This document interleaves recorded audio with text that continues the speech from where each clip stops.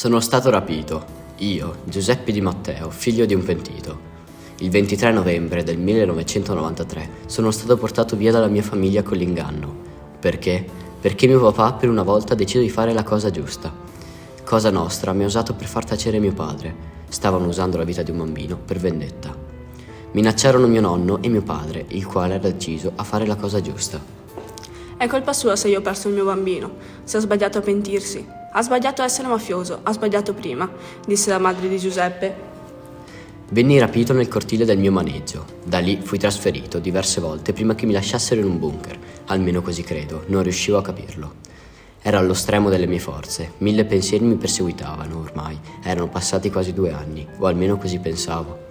L'ultimo mio giorno, come scoprì in seguito, i miei 3 rapitori entrarono e dissero di mettermi in un angolo, il quale sarebbe stato il mio letto. Uno dei rapitori mi colse di sorpresa e mi mise una corda intorno al collo, mi tirò indietro e mi appoggiò a terra.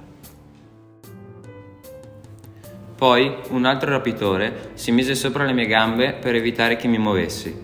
Uno dei 3 mi sussurrò un lieve "mi dispiace, tuo papà ha fatto il cornuto".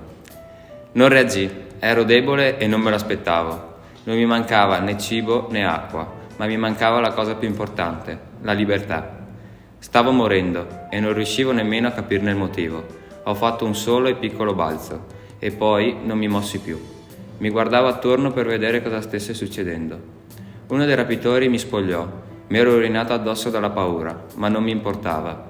Poi gettarono l'acido nel fusto e mi presero, 1 per i piedi e 2 per le braccia.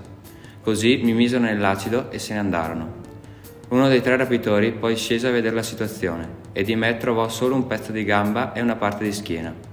Poi andarono tutti a dormire come se non avessero appena tolto la vita ad un ragazzo indocente.